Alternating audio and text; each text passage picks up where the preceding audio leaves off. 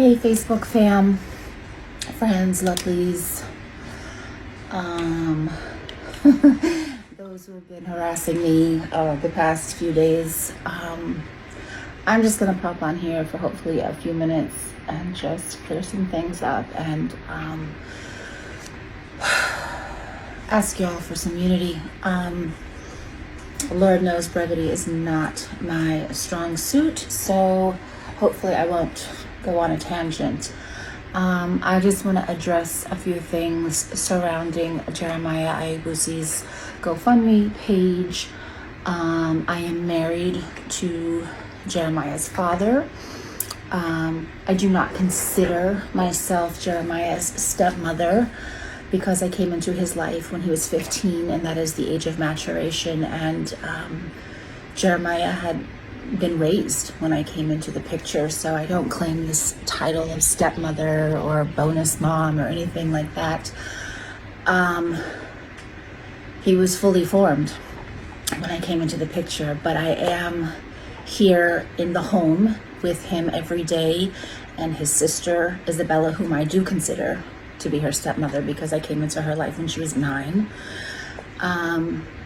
And she does look to me as a maternal figure, and I take that very seriously, and I have since, shifted all my energy towards her, my 3 kids, my mother, who is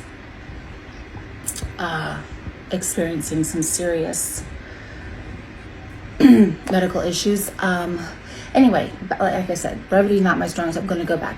So there was a GoFundMe page created by Jeremiah's half-sister, Sydney. And if you're not familiar with that or involved with that, just you don't need to watch this video.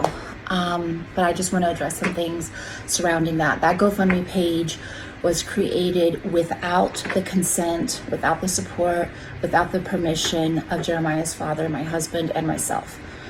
Forget me, him, the parent, the only living parent. You cannot create a GoFundMe page without for a minor without the consent of the parents or the legal guardians. So that first and foremost invalidates it. Although I believe that the page was created with some good intentions, not all. There's a pattern of creating disunity and wreaking havoc and creating drama, unnecessary drama. Although probably created with some good intentions, the fact of the matter is that club volleyball is just not a priority for Jeremiah, per his father's decision and our consultation. Jeremiah is a junior in high school. This is the most important academic year of his high school career, He is in a new high school, which he has transitioned beautifully into, albeit it's a much larger high school, and we don't yet know exactly where his grades are and how he is going to be able to juggle school volleyball, because he will be playing for the high school team. That's a huge commitment. He has expressed wanting to get a job. He has expressed a great desire to volunteer within the Baha'i community and within the medical community at one of the local hospitals. At this point, it is our decision, or rather primarily his father's decision, that club volleyball is just not a priority, and it's not something that we can commit to. We are the 2 adults here day in and day out, transporting him to and from. I transported him from Palmdale to Seal Beach for the last club volleyball experience, and we deemed that at the end of it, we had to weigh the pros and cons, and it was not what it said it was going to be. It did not help him in the ways that it claimed it was going to help. If you are a parent, you know about club and travel teams. I had 3 soccer players, and I know about clubs, and this is a way for these former athletes who are now, high school coaches, and they don't make a lot of money. This is a way for them to earn, a livable wage. So they really recruit these kids and tell them this is your ticket to a scholarship, you need this, I can get you there. The thing is that college is not optional for Jeremiah. Jeremiah is going to college because that is a requirement and a standard that his father set the day he came out of the womb. Before that, the day that he was, that they knew that his mother was pregnant with him. This is something that he has, it's a requirement for all three of his biological kids. So Jeremiah going to college does not hinge on him playing club volleyball. What you also don't know is that Jeremiah has some serious emotional and mental health issues surrounding the passing of his mother that need revisiting. So Jeremiah's mental health, his anxiety, his depression, I don't want to disclose too much. We're making that a priority, and that is that costs a lot of money. We're making his mental and emotional health a priority above volleyball. He has some physical issues that we're doing extensive testing on, some of his gastrointestinal issues that are very serious, and they cost money and they cost time and resources. We're making that a priority over club volleyball. We are making his oral health a priority over club volleyball. All three, Femi, Jay, and Isabella, need extensive orthodontic and dental work. It's kind of something that's, understandably, when you're a single parent, it's kind of fallen by the wayside. We're putting that a priority over club volleyball. We wish that we could give all 8 of our children. I have 3.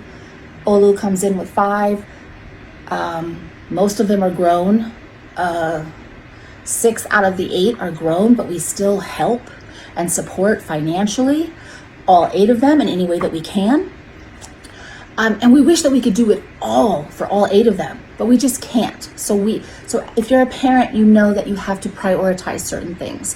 And as much as we know Jay wants this, it is just not a priority right now, especially in his junior year. Jeremiah also has dyslexia. He needs a little, and his grades, the GoFundMe was just false across the board. Jeremiah is a hard-working student, but he has some learning differences. He has some neurodivergencies, and will probably require some additional tutoring, especially as he prepares for the SATs. We have to think about that. We're thinking about the long game, not the short game. We know he wants this, but as parents, that's where we come in. Or I'm not a parent, but as an adult that's been placed in this role of consulting with his father, we have to look at the long game. We have to look at the long game and what's better. And the fact of the matter is that only 4.6% of high school men's volleyball athletes receive partial or full. So little. There's so little money in volleyball. It's a great sport. It's a tremendous sport. I've grown to love it through Jeremiah. I wish that Americans loved volleyball more and that it brought in money to universities, because then, if volleyball games were selling tickets, universities would have more money to scholarship young kids. But it's not. It's basketball, it's football, it's baseball, it's tennis, it's so many things above volleyball. So there's so little money. He is not in jeopardy of losing any kind of athletic scholarship if he doesn't play club volleyball. It's not happening. It's not happening. He's not receiving an athletic scholarship for volleyball. You have to be so elite. He's good and he's getting better. He's not elite. So we're not, Jeremiah's college career is not hinging on Crown City club volleyball. You have to get that straight. I know that a lot of you donated with the best of intentions, but you just didn't know the context. You don't know the whole story. And a lot of you have come at me really angrily and downright illegally. But, I'm not going to hold any grudges. I did not know Jessica. But I did, familiarize myself with all of her posts online. My Last Days episode, who Justin Baldoni created and produced. I listened to her. I talked with her close Baha'i friends who knew her spiritually, who knew her as a follower and a devotee of Baha'u'llah. And I do understand those fundamental teachings, and I do know that she wanted unity and kindness and no judgment above all. And as far as Jessica's army is concerned, you're non-existent. I've been in the picture for 1 year and 3 months, and not a one of you has shown up. Not a one of you. Not in any kind of real way. No phone calls, no visits, no check-in with Olu as to how he's doing. You only show up when there's drama, conflict. That shows who you are. So you weaponize her death, and you disrespect her legacy when you come after me. Because for better, you don't have to like me, but for better or for worse, I am who God put in this position. And I take it very seriously. And I thought about it long and hard before I said yes. So you don't have any idea who I am, but you're not doing Jessica any favors. You're sure as hell not doing Jeremiah or Isabella any favors by disparaging me, coming at me with death threats. This is the lunacy. And Jessica, before she died, I'll tell you this. She said to her husband, "Do not let our children around my family." That's what she knew, even though she forgave and she mended those relationships. That was her dying wish. Do not let my children spend any time unsupervised with my side of the family. They are not to be trusted. And boy, have you guys proven her right. Wow. I didn't even think it could be possible. So Jessica's army, stand down. You're weak. And you are a disgrace to her memory. Stop weaponizing her death. You haven't called, you haven't shown up, you haven't done anything with these kids. Olu knows who checks up on him, and after her death, all y'all vaporized. You show up when you can meddle instead of supporting a man and supporting unity and respecting the fact that you don't have all the information.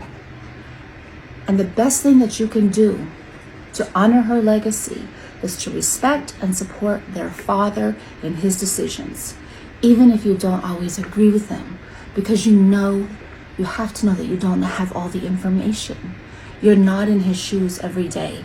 You're not here shuttling kids back and forth, making lunches, making breakfast, making dinners, buying shoes. I provided the volleyball shoes. I provided half the shit that's in his room. I provided the clothes on his back. I took him school shopping.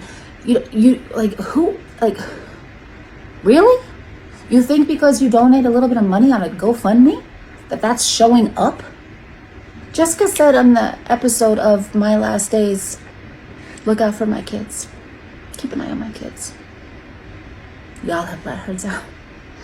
Broke my heart when I watched that. Nobody's checked up on these kids except for Shauna. Shauna Bogart is the only person that has honored Jessica's wishes, and she has gone above and beyond, and showed up for these kids and for Olu in a way that is so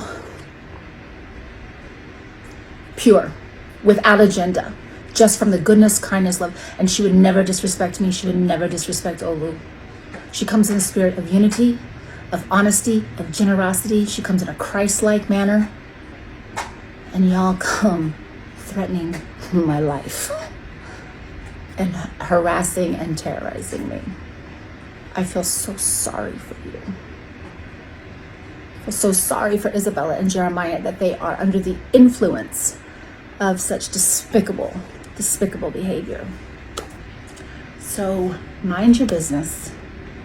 Know that we wish we could give our kids everything that they wanted. Every parent does. But we also know that Abdul Baha tells us that accustom your kids to hardship, that it's not great for them to get everything that they want. And that as parents, as adults, we have been given the position, the honor, the responsibility of guiding them and making decisions for them.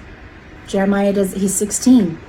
He wants what he wants. When I was 16, I wanted what I want. I was a terror to my parents. But trust that he is under the care of a prayerful, responsible, loving, intelligent father.